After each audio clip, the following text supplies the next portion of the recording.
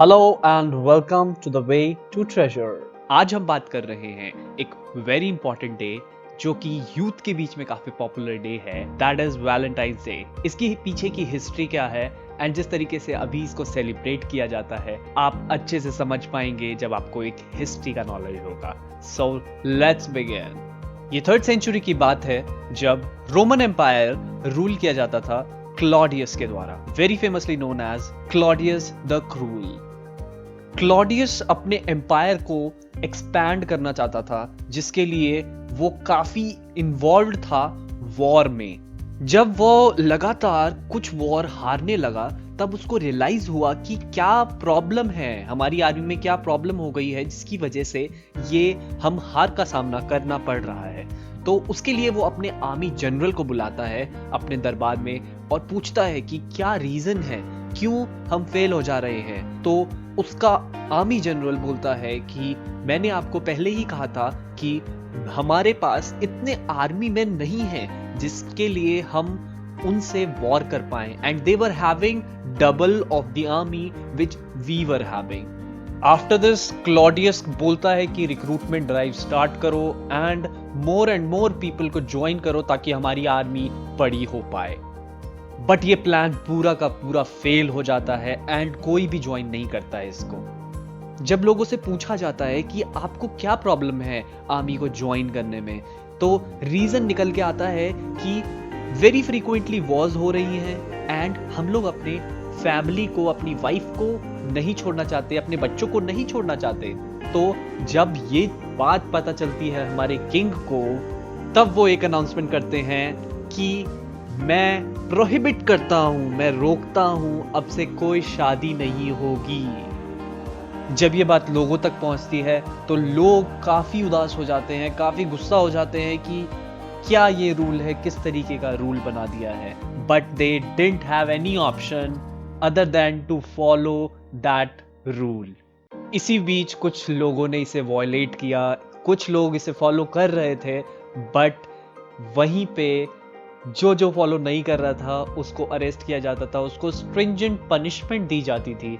ये कुछ समय तक इसी तरीके से चलता रहा and thousands and thousands of people got arrested because of that. उसके बाद एक प्रीस्ट ने एक स्टैंड लिया, he stood against this law and started marrying the couple in a very secretly manner, and उनका नाम था सेंट वैलेंटाइन। नेक्स्ट टाइम जब जनरल को बुलाया गया, पूछा गया कि रिक्रूटमेंट ड्राइव कैसी चल रही है एंड मोर पीपल ज्वाइन कर रहे हैं, नहीं कर रहे हैं, तब उन्होंने कहा कि यस, कुछ लोग ज्वाइन कर रहे हैं बट अभी भी the numbers are very less. उनसे पूछा गया कि क्या प्रॉब्लम आ रही है, तब जनरल बताते हैं कि हमारे कुछ स्पाइज ने हमें ये खबर दी है कि अभी भी कोई ना कोई इन कपल्स की मदद कर रहा है इन अ सीक्रेटली मैनर। राजा ने कहा जाओ और उसको अरेस्ट करके लाओ। जनरल ने कहा हमारे पास उसके खिलाफ कोई एविडेंस नहीं है, इसीलिए हम उसको अरेस्ट नहीं कर पा रहे हैं। राजा ने कहा मैं तुम्हें ऑर्डर देता हूं, जाओ और अरेस्ट करके लाओ उसको। जब सेंट वैलेंटाइन को दरबार में लाया गया, उनसे क्वेश्चन किया गया कि आप ये सब क्यों कर रहे हैं, instead of these orders which are given by me, आप उसको फॉलो क्यों नहीं कर रहे हैं। तब सेंट वैलेंटाइन का आंसर था जो भी कर रहा है वो लॉर्ड कर रहा है, हमें उसके बीच में टांग अड़ाने की कोई जरूरत नहीं है, एंड जो भी मैंने किया मैं अपना पार्ट रोल प्ले कर रहा हूँ, that's it. After listening to this, राजा ने कहा कि instead of accepting your mistake, तुम मुझे पढ़ाने आए हो यहाँ पे। राजा ने तुरंत के तुरंत उसको एग्जीक्यूट करने का ऑर्डर दे दिया और उसका एग्जीक्यूशन कुछ दिनों के बाद का रखा गया।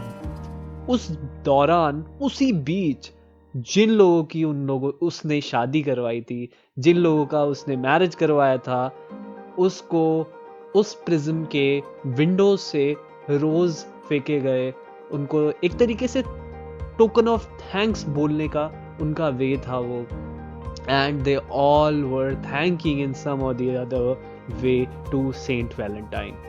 एंड जो सैनिक प्रिजन के बाहर खड़े थे उनको भी पता था कि कितने काइंड हार्टेड है हमारे सेंट वैलेंटाइन एंड जो भी वो चीज़ कर रहे हैं वो कितनी सही है, और राजा जो इनके साथ क्रूरता कर रहा है वो कितना गलत है।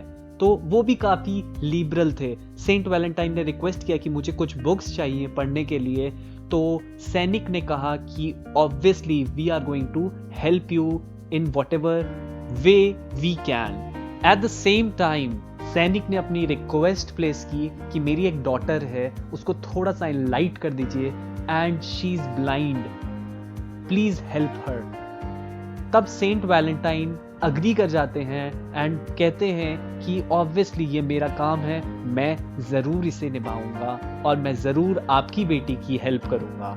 From the very next day सैनिक की बेटी मिलती है सेंट वैलेंटाइन से, काफ़ी कुछ सीखती है एंड किस तरीके से लाइफ वर्क कर रही है एंड किस तरीके से हमारे अराउंड चीज़ें वर्क कर रही हैं, वो सेंट वैलेंटाइन उनको काफ़ी अच्छे से समझाते हैं। कुछ टाइम बाद वो लड़की रिक्वेस्ट करती है सेंट वैलेंटाइन से कि कितना अच्छा होता कि अगर मैं ये सारी चीज़ें देख पाती, किस तरीके से बर्ड्स दिखती हैं, किस तरीके से लोग दिखते हैं, मैं वो सब देख पाती। सेंट वैलेंटाइन उनकी रिक्वेस्ट को पूरा करने के लिए प्रे करते हैं and ultimately she caught her eyes back. लड़की सेंट वैलेंटाइन को थैंक यू बोलती है, अपने फादर से जाती है, मिलती है, उनके फादर उसको थैंक यू बोलते हैं सेंट वैलेंटाइन को, and then after that again and again उसके बाद से दोनों मिलना स्टार्ट करते हैं and they fall in love with each other in between.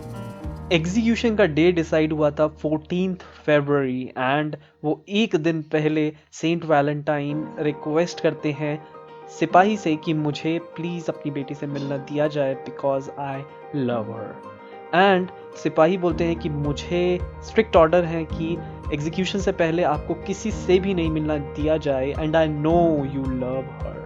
तब सेंट वैलेंटाइन एक रिक्वेस्ट करते हैं सिपाही से कि प्लीज़, एक लास्ट रिक्वेस्ट है कि मुझे एक पेन और पेपर दिया जाए ताकि मैं एक लेटर लिख सकूं। सैनिक अग्री कर जाता है एंड उनको वो पेपर देता है, पेन देता है। After writing the beautiful letter he at last write from your Valentine, और वो सैनिक को कहता है कि प्लीज इसको अपनी बेटी को दे दीजिएगा।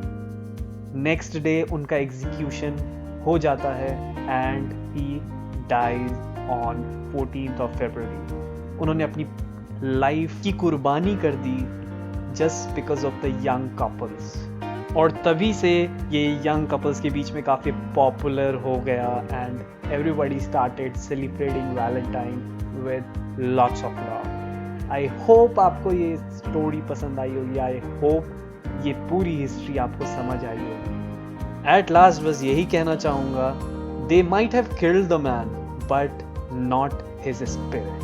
Please like, share and subscribe if you want such quality content again and again.